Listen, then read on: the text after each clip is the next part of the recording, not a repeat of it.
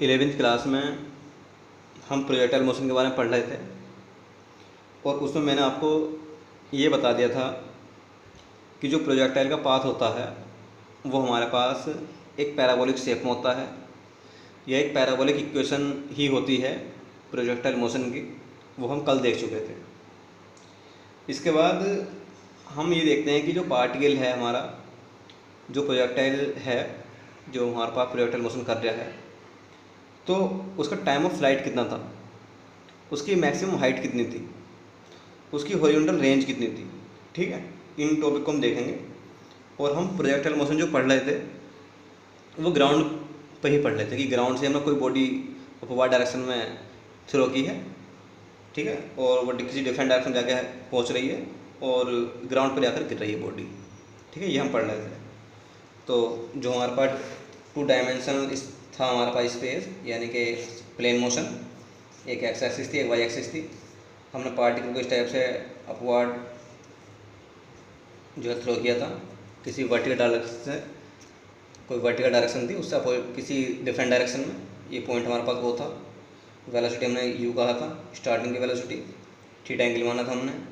तो 2 कंपोनेंट बताए थे आपको कि यू एक्स होगा horizontal component u cos theta, और ऐसे वर्टिकल कंपोनेंट होगा हमारा perpendicular u y equal to u sine theta, ये आपको बताया था।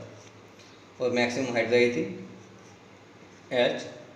अगर यहाँ कोई पॉइंट ले रहे हैं हमारे पास पी जिसके कोऑर्डिनेट एक्स को वाई हो, ठीक है, तो हमारे पास एक्स डिस्टेंस ये हो गई और वाई डिस्टेंस हमने मान ली थी इस टाइप से। यहाँ कोई पॉइंट पी है जो मैक्सिमम हाइट पर का पॉइंट है, और यहाँ क्या होगा हमारे पास जो वेलोसिटी होगी वो हमारे पास वाई का कंपोनेंट तो 0 होगा वेलोसिटी का, और एक्स का कंपोनेंट कितना होगा हमारे पास जो हमारे पास इनिशियल वेलोसिटी थी। तो पूरी मोशन में जो हॉरिजॉन्टल वेलोसिटी है वो चेंज नहीं हो रही है, उसमें कोई ग्रेविटी इफेक्ट भी नहीं आ रहा है, ये मैंने आपको बताया था।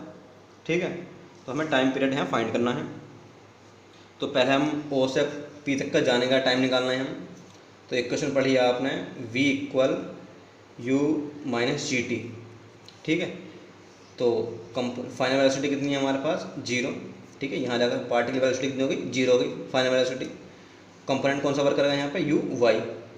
ठीक है, ऊपर की ओर जा रही है बॉडी, यानी कि यू वाई का मीन्स है यू साइन थीटा जी, और रहेगा टाइम टी। तो हम जी टी को साइड लिया है तो ये रहेगा हमारे पास यू साइन थीटा, या टी इक्वल हो जाएगा हमारे पास यू साइन थीटा और अपॉन जी। ठीक है, तो अगर हमें टोटल टाइम निकालना है, total time of flight,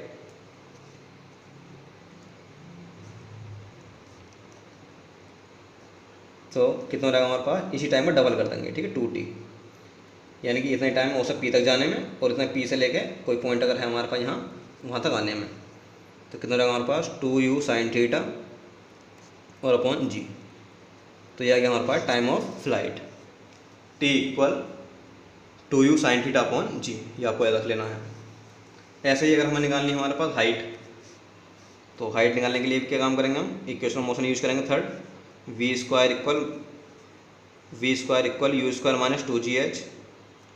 component कौन सा वर्क करेगा ऊपर की ओर यू वाई, यानी वाई डायरेक्शन में। तो रहेगा हमारे पास यू साइन थीटा का स्क्वायर, ठीक है, माइनस 2gh।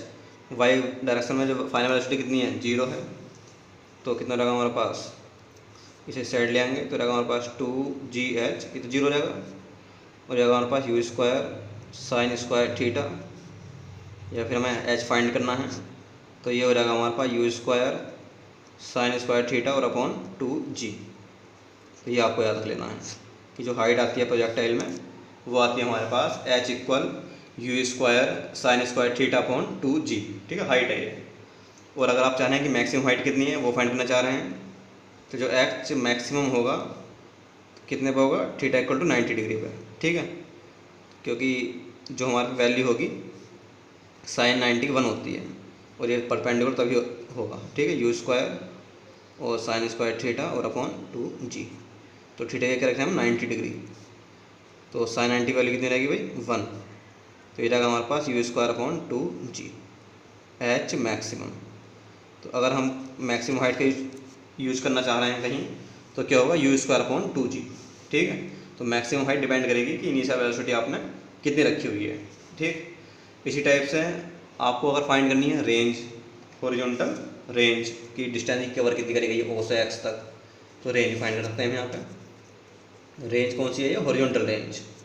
तो रेंज इक्वल टू था हमारे पास हॉरिजॉन्टल स्पीड कितनी थी, कंपोनेंट, ठीक है, कंपोनेंट चाहिए हमें स्पीड का, और इनटू टाइम ऑफ फ्लाइट। ठीक है, रेंज का मीन्स है एक टाइप की डिस्टेंस, और डिस्टेंस का फॉर्मूला क्या होता है, डिस्टेंस का फॉर्मूला होता है स्पीड इनटू टाइम। तो स्पीड कौन सी चाहिए हमें, हॉरिजॉन्टल, ठीक है, यू कोस थीटा, और टाइम चाहिए। तो हॉरिजॉन्टल कंपोनेंट कितना है स्पीड का, ये रहेगा हमारे पास यू कोस थीटा, और इनटू टाइम कितना निकाला अभी हमने, ये निकाला total time 2u sine theta और अपॉन जी। ये रेंज चल रही है, रेंज ये हो जाएगा आपके पास यू स्क्वायर हो जाएगा, और 2 साइन थीटा और कॉस थीटा और अपॉन जी।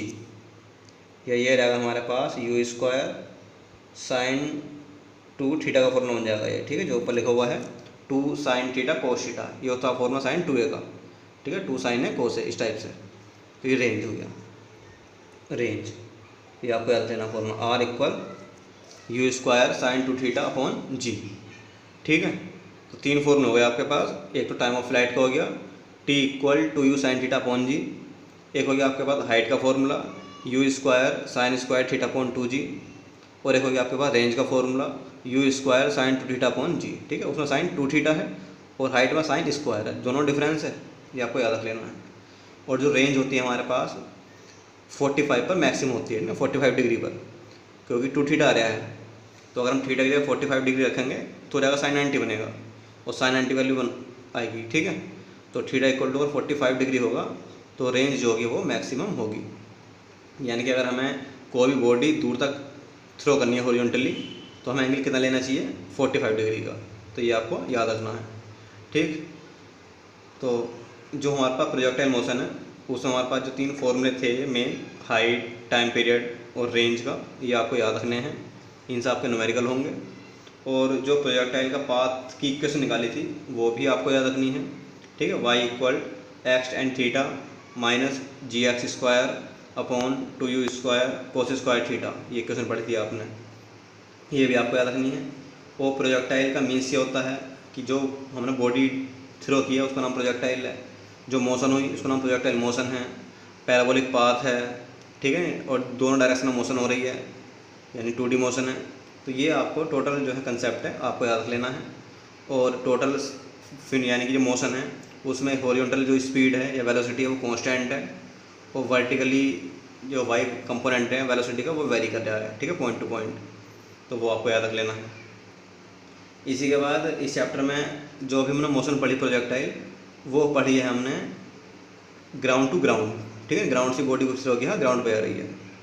अभी एक हम पढ़ेंगे हॉरिजॉन्टल प्रोजेक्टाइल मोशन, उसमें हम किसी भी बॉडी को टावर से थ्रो करेंगे, ठीक है, किसी टावर से या किसी बिल्डिंग से या मीनार से, और वहाँ से ऑब्जर्वेशन करेंगे कि हमारा टाइम पीरियड और जो हमारे पास रेंज है वो कितनी आती है निकल कर। ठीक है, वो कराएंगे नेक्स्ट वीडियो में, और इसी से रिलेटेड कुछ न्यूमेरिकल्स हैं वो आपको कराएंगे।